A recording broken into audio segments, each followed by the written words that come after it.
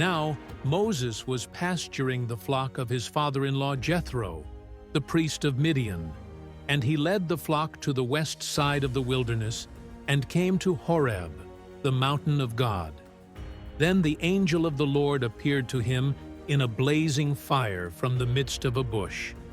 And he looked, and behold, the bush was burning with fire, yet the bush was not being consumed.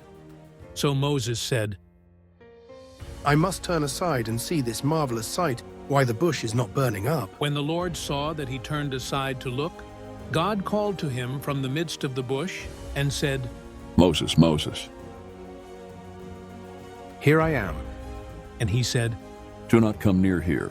Remove your sandals from your feet, for the place on which you are standing is holy ground. Then he said, I am the God of your father, the God of Abraham, the God of Isaac, and the God of Jacob. Then Moses hid his face, for he was afraid to look at God. And the Lord said, I have certainly seen the oppression of my people who are in Egypt, and have heard their outcry because of their taskmasters, for I am aware of their sufferings. So I have come down to rescue them from the power of the Egyptians, and to bring them up from that land to a good and spacious land, to a land flowing with milk and honey, to the place of the Canaanite, the Hittite, the Amorite, the Perizzite, the Hivite, and the Jebusite. And now behold, the cry of the sons of Israel has come to me. Furthermore, I have seen the oppression with which the Egyptians are oppressing them. And now come, and I will send you to Pharaoh, so that you may bring my people, the sons of Israel, out of Egypt. But Moses said to God, Who am I, that I should go to Pharaoh, and that I should bring the sons of Israel out of Egypt? and he said, Assuredly, I will be with you, and this shall be the sign to you that it is I who have sent you. When you have brought the people out of Egypt, you shall worship God at this mountain. Then Moses said to God, Behold, I am going to the sons of Israel, and I will say to them, The God of your fathers has sent me to you. Now they may say to me, What is his name? What shall I say to them? And God said to Moses, I am who I am. and he said, This is what you shall say to the sons of Israel. I am has sent me to you. God furthermore said to Moses, This is what you shall say to the sons of Israel. The Lord, the God of your fathers, the God of Abraham, the God of Isaac, and the God of Jacob, has sent me to you. This is my name forever, and this is the name for all generations to use to call upon me. Go and gather the elders of Israel together, and say to them, The Lord, the God of your fathers, the God of Abraham, Isaac, and Jacob, has appeared to me, saying, I am indeed concerned about you, and what has been done to you in Egypt. So I said, I will bring you up out of the oppression of Egypt to the land of the Canaanite, the Hittite, the Amorite, the Perizzite, the Hivite, and the Jebusite, to a land flowing with milk and honey. Then they will pay attention to what you say, and you with the elders of Israel will come to the king of Egypt, and you will say to him, The Lord, the God of the Hebrews, has met with us.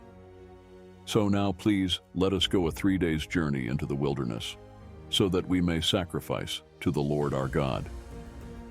But I know that the king of Egypt will not permit you to go, except under compulsion. So I will reach out with my hand and strike Egypt with all my miracles, which I shall do in the midst of it. And after that he will let you go. I will grant this people favor in the sight of the Egyptians, and it shall be that when you go, you will not go empty-handed. But every woman shall ask her neighbor and the woman who lives in her house for articles of silver and articles of gold and clothing, and you will put them on your sons and daughters. So you will plunder the Egyptians. Then Moses said, What if they will not believe me or listen to what I say? For they may say, The Lord has not appeared to you. The Lord said to him, What is that in your hand? and he said, A staff. Then he said, Throw it on the ground. So he threw it on the ground, and it turned into a serpent, and Moses fled from it. But the Lord said to Moses, Reach out with your hand and grasp it by its tail. So he reached out with his hand and caught it, and it turned into a staff in his hand. so that they may believe that the Lord, the God of their fathers, the God of Abraham, the God of Isaac, and the God of Jacob, has appeared to you. The Lord furthermore said to him, Now put your hand inside the fold of your robe. So he put his hand inside the fold, and when he took it out, behold, his hand was leprous like snow. Then he said, Put your hand inside the fold of your robe again. So he put his hand into the fold again, and when he took it out of the fold, behold, it was restored like the rest of his flesh. So if they will not believe you, nor pay attention to the evidence of the first sign, they may believe the evidence of the last sign. But if they will not believe even these two signs, nor pay attention to what you say, then you shall take some water from the Nile and pour it on the dry ground. And the water which you take from the Nile will turn into blood on the dry ground. Then Moses said to the Lord, Please, Lord, I have never been eloquent, neither recently nor in time past, nor since you have spoken to your servant, for I am slow of speech and slow of tongue. But the Lord said to him, Who has made the human mouth? Or who makes anyone unable to speak, or deaf, or able to see, or blind? Is it not I, the Lord? Now then go, and I myself will be with your mouth, and instruct you in what you are to say. But he said, Please, Lord, now send the message by whomever you will. Then the anger of the Lord burned against Moses, and he said, Is there not your brother Aaron the Levite? I know that he speaks fluently, and moreover, behold, he is coming out to meet you. When he sees you, he will be overjoyed. So you are to speak to him and put the words in his mouth, and I myself will be with your mouth and his mouth, and I will instruct you in what you are to do. He shall speak for you to the people, and he will be as a mouth for you, and you will be as God to him. And you shall take in your hand the staff, with which you shall perform the signs. Then Moses departed and returned to his father-in-law Jethro, and said to him, Please let me go, that I may return to my brothers who are in Egypt, and see if they are still alive. And Jethro said to Moses, Go in peace. Now the Lord said to Moses in Midian, Go back to Egypt, for all the men who were seeking your life are dead. So Moses took his wife and his sons, and mounted them on a donkey, and returned to the land of Egypt. Moses also took the staff of God in his hand, and the Lord said to Moses, When you go back to Egypt, see that you perform before Pharaoh all the wonders which I have put in your power.